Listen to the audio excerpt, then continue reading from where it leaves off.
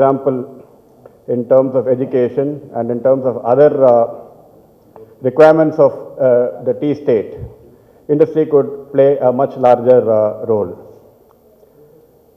In this particular session, I think this is going to be a lot about sharing, and we are going to have three different viewpoints from people who have worked and serviced in a variety of companies.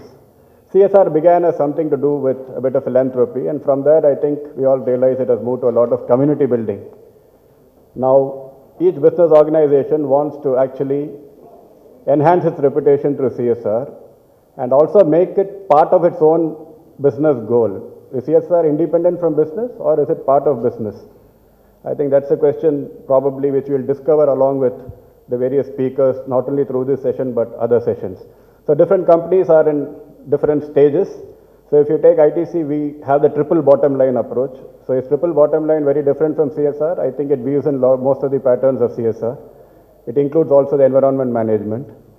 What does the government recognize? That is through the Companies Act and the Schedule 7, and there are 7-8 areas which are related to poverty alleviation, healthcare, education, skilling, and women empowerment, and in general reducing disparities which are high in our society. So what are the images that you have from recent past through media?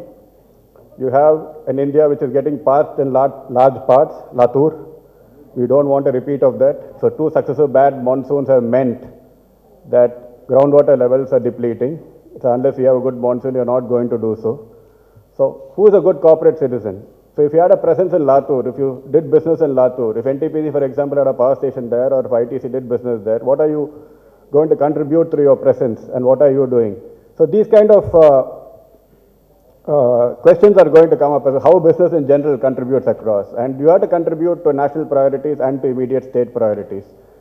So the minister in the morning spoke about Mission Kakatiya, which is a watershed development. So that's a program, for example, which is probably ahead of a lot of other such programs in the rest of India, and maybe it's a good practice to learn from them. And how do you pool and how companies can contribute towards that program and make it more successful could be one aspect that we would learn from.